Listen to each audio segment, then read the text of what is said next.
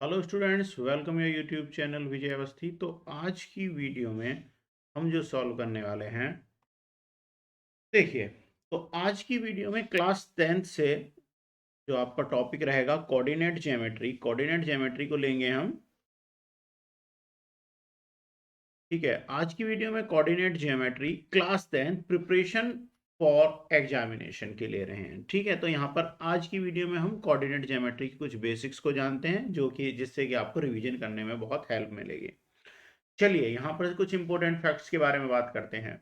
तो coordinate geometry में ध्यान दीजिएगा, यदि किसी बिंदु के निर्देशांक दिए हुए तो कोष्टक के भीतर वाली पहली संख्या उस बिंदु का भुज यानी x की वैल्यू होती है, तथा अर्धविराम यानी कॉमा के बाद दूसरी संख्या उस बिंदु की कोटि कहलाती है। जैसे मैं आपको बता देता हूं, अगर आपको इस टाइप से ब्रैकेट में दिया हुआ है x ब्रैकेट में y, तो ध्यान दीजिएगा सबसे पहली जो वैल्यू है ये x की वैल्यू है और दूसरी वैल्यू क्या है, y की वैल्यू होती है। जैसे आपको ये इस तरीके से दिया हुआ था -3 4, यानी यहां से जो फर्स्ट जो वैल्यू होगी ये x की वैल्यू है। इट मीन्स हम कह सकते हैं x की वैल्यू क्या है -3 और y की वैल्यू क्या है +4। या ये आपको इस तरीके से भी दिया जा सकता है 2 and 5, यानी कि x की वैल्यू क्या है, ये आपकी x की वैल्यू है, x की वैल्यू है 2 और जो y की वैल्यू है वो क्या दी हुई है आपको 5। ठीक है, तो इस तरीके से जो फर्स्ट पॉइंट है आप समझ गए होंगे। सेकंड पॉइंट पर चलते हैं। ठीक है, तो देखिए सेकंड पॉइंट में क्या है, किसी बिंदु के निर्देशांक निरूपित करने वाले क्रमित युग्म में उस बिंदु के भुज और कोटि अनिवार्य रूप से क्रमशः प्रथम और द्वितीय स्थान पर लिखे जाते हैं। यानी फर्स्ट जो प्लेस होगा वो किसकी वैल्यू होगी, कोटि की वैल्यू होगी। सॉरी, फर्स्ट जो होगी वो भुज की वैल्यू होगी यानी x की वैल्यू होगी, और कोटि की वैल्यू क्या होती है, y, कोऑर्डिनेट्स ऑफ y यानी b के निर्देशांक। ठीक है, दोनों पॉइंट समझ आए जैसा कि अभी मैंने आपको बताया था। इससे आगे क्या होगा, थर्ड पॉइंट पर ध्यान देते हैं। थर्ड में क्या दिया हुआ है, सेकंड भी आपका ओके हो गया। थर्ड पर देखिए, थर्ड पॉइंट में क्या दिया हुआ है, यदि किसी बिंदु P के निर्देशांक ए बी हैं, यानी कि किसी बिंदु के निर्देशांक क्या हैं, ए बी हैं, तो इस कथन पर निम्नलिखित लिखा जा सकता है। यानी कि P की तरह भी आप इसे नोट कर सकते हो, P is equal to A dot B या कॉमा बी, यानी ए P जो पॉइंट है उसकी वैल्यू, x की वैल्यू क्या है a, और y की वैल्यू यानी कि कोटि की वैल्यू क्या है b, यानी भुज की वैल्यू आपकी a और कोटि की वैल्यू क्या है b। या आप इसे इस तरीके से भी नोट कर सकते हैं, p फिर ये तीन लाइन करेंगे a और b की वैल्यू, यानी भुज, पहली वैल्यू भुज और दूसरी वैल्यू कोटि। ठीक है, समझ गए। फोर्थ पॉइंट पर चलते हैं। फोर्थ पॉइंट में क्या दिया हुआ है,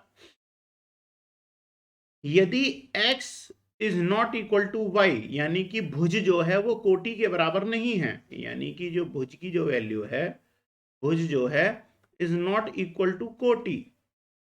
ठीक है, यानी कि जो x की वैल्यू होगी वो y की वैल्यू नहीं है, दोनों बराबर नहीं है। यानी कि 3 और 3 नहीं दिए हुए हैं, यानी x की वैल्यू 3 है और y की वैल्यू 3 नहीं दी होगी। यानी कि x की वैल्यू अगर 3 दी हुई है, y की वैल्यू 4 दी हुई हो, या x की वैल्यू 3 है, y की वैल्यू -3 दी हुई हो, बट इक्वल नहीं दी हुई हो। ठीक है, तो उस केस में क्या होगा, तो देखिए तब क्या हो जाता है, तो एक्स वाई, यानी एक्स वाई जो भी आपकी बिंदु के जो कोऑर्डिनेट्स दिए हुए हैं, X Y is not equal to Y X होगा। और यदि x इजकल टू वाई हो, तो जब देखिए x y की वैल्यू के इक्वल नहीं है तो X Y is not equal to Y X होगा। ठीक है ना, वो आपको पता ही चल रहा है क्योंकि x की वैल्यू y के इक्वल नहीं दी हुई है। और अगर दोनों इक्वल होंगे, यानी x की वैल्यू y के वैल्यू के इक्वल होगी, जैसे 2 and 2, ये आपकी x की वैल्यू हो गई, ये आपकी y की वैल्यू हो गई, या 4 और 4। ठीक है ना, यानी भुज और कोटि दोनों ही आपको क्या दी हुई हो, बराबर दी हुई हो। तो उस केस में क्या होगा, तो इस केस में क्या हो जाएगा, X Y is equal to Y X होंगे। ठीक है, यानी कि भुज और कोटि दोनों ही लेवल में क्या होंगे, जितना जो फर्स्ट पॉइंट का, जैसे P अगर आपका कोई बिंदु है, मैं आपको बताता हूं किस टाइप से। जैसे अगर कोई बिंदु P है, इसमें आपको 2 2 दिया हुआ है, तो Q बिंदु के निर्देशांक भी आपको 2 2 दिए हुए हैं। यानी कि क्यों? क्योंकि आपका जो भुज है वो किसके बराबर दिया हुआ है? कोटि के, यानी x की वैल्यू y के इक्वल है और y की वैल्यू x के इक्वल है। ठीक है ना? तो ये इस केस की बात हो रही है। अब चलते हैं हम नेक्स्ट पॉइंट पर। अब क्या दिया हुआ है? यदि x अक्ष पर तथा y अक्ष पर दूरियां मापने के लिए निर्धारित पैमाने समान होने चाहिए, यानी अगर आपको x और y अक्ष जो भी आपको दिए हुए हैं, यानी जैसा कि आपने अपने जो कोऑर्डिनेट में ध्यान दिया होगा, तो दोनों के पैमाने बराबर होने चाहिए। मूल बिंदु के निर्देशांक क्या होते हैं? 0 होते हैं। यहाँ के आपको पता होगा मूल बिंदु के निर्देशांक क्या होते हैं? 0 होते हैं। यानी ये पैमाने बराबर होने चाहिए। समझ गए? x पे भी और इसी सेम तरीके से y एक्सिस पे भी, y अक्ष पे भी, और जो x अक्ष के जो पैमाने हैं, जो लाइंस हैं, जो स्केल जो भी यूज किया गया है, वो क्या होना चाहिए? बराबर होना चाहिए। ठीक है? अब देखिए नेक्स्ट पढ़ते हैं आगे। आगे में क्या दिया हुआ है? मूल बिंदु के भुज तथा कोटि दोनों ही शून्य होते हैं। जैसा कि अभी मैंने आपको बताया, मूल बिंदु के निर्देशांक क्या होते हैं? 0 0 होते हैं। अर्थात मूल बिंदु के निर्देशांक 0 0 होते हैं। यानी मूल बिंदु, यानी जो भी आपका सेंटर, जो भी आप मूल बिंदु मान के चले हैं, यहां पर x और y दोनों की जो वैल्यू होती है वो क्या होती है? 0 0 होती है। सपोज अगर ये हमने o बिंदु माना है, तो यहां पर इन दोनों की वैल्यू के ऑर्डिनेट्स क्या होंगे? 0 0 होंगे, यानी 0 और 0। ठीक है? अब करते हैं नेक्स्ट, देखते हैं। x अक्ष तथा y अक्ष समकोणिक होते हैं, यानी ये जो होता है आपका x एक्सिस होता है, जैसा कि आप जानते हैं x और x डैश होता है, और ऊपर जो होता है ये y और y डैश होता है। तो ये दोनों जो होते हैं x एक्स और y एक्स जो होते हैं, दोनों में समकोणिक होते हैं। इट मींस दोनों में कितने डिग्री का होता है? 90 डिग्री का एंगल होता है। ठीक है? नेक्स्ट टॉपिक पे नेक्स्ट देखते हैं। x अक्ष के समांतर रेखा y अक्ष के लंबवत होती है। x अक्ष के समांतर वाली रेखा जो होगी वो y अक्ष के क्या होगी? लंबवत होगी। क्योंकि 90 डिग्री का एंगल बनेगा तो लंबवत होगी, परपेंडिकुलर होगी।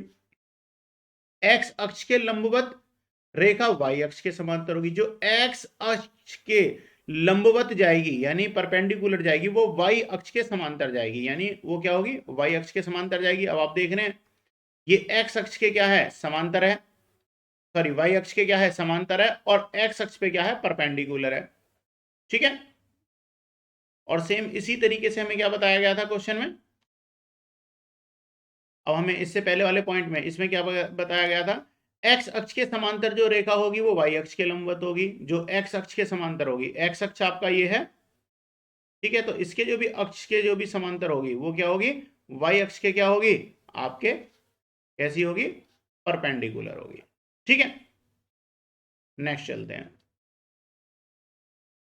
देखिए x अक्ष के लंबवत रेखा y अक्ष के समांतर होगी, ये भी हमने पढ़ लिया। अब है x अक्ष पर स्थित प्रत्येक बिंदु की कोटि, अर्थात y अक्ष बराबर क्या होगा? 0। अगर हम x एक्सिस पर लगाते हैं, कहीं पर भी x की वैल्यू 1 हो, 2 हो, 3 हो, 4 हो, तो यहां पर अगर सिर्फ कोई भी कोऑर्डिनेट आपको x एक्सिस पे दिखा रहा है, तो और y की वैल्यू क्या होगी? वो 0 होगी, यानी y की वैल्यू 0 होती है।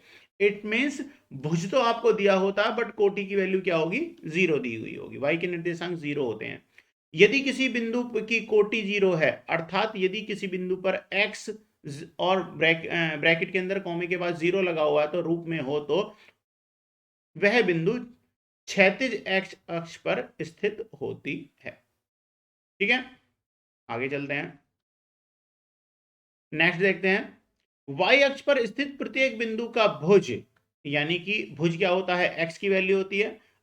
निर्देशांक 0 हो, यदि किसी बिंदु का अक्ष 0 हो, अर्थात यदि बिंदु 0 और y रूप का हो, तो वह बिंदु ऊर्ध्वाधर y अक्ष पर स्थित होता है। यानी जब x की वैल्यू 0 हो जाएगी तो ऊर्ध्वाधर कहां होगा? y एक्सिस पर ही मिलेगा।